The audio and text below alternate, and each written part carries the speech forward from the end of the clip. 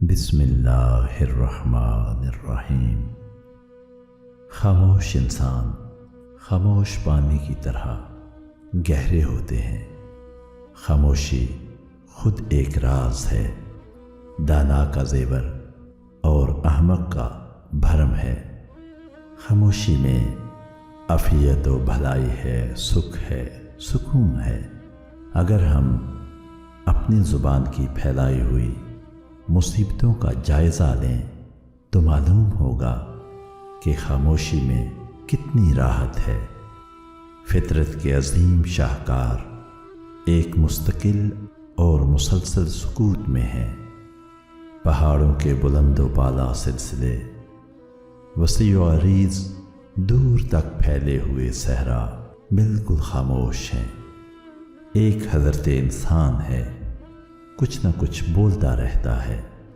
چپ رہنے والوں اور بولنے والوں کے بارے میں علی المرتضیٰ علیہ السلام فرماتے ہیں، اگر تو اپنے نفس کی سلامتی اور اپنے عیبوں کو چھپانا چاہتا ہے تو کم گوئی کی عادت ڈال، تیری عقل و فکر میں ترقی اور دل میں روشنی پیدا ہوگی۔ مزید آپ علیہ السلام فرماتے ہیں، عقل مند اپنی زبان لغویات سے بند رکھتا ہے، وہ ضرورت یا دلیل کے بغیر کبھی بات نہیں کرتا۔ ایک اور مقام پر آپ علیہ السلام فرماتے ہیں، بیہودہ باتوں کا خیال چھوڑ دے تاکہ عزت ملے۔ آپ علیہ السلام کا ارشاد ہے، فضول بکواس سے پرہیز کیا کر کہ جو شخص زیادہ بولتا ہے وہ اکثر فضول اور بیہودہ باتیں ہی کرتا ہے، اور ایسی باتوں سے گناہ زیادہ ہو جاتے ہیں۔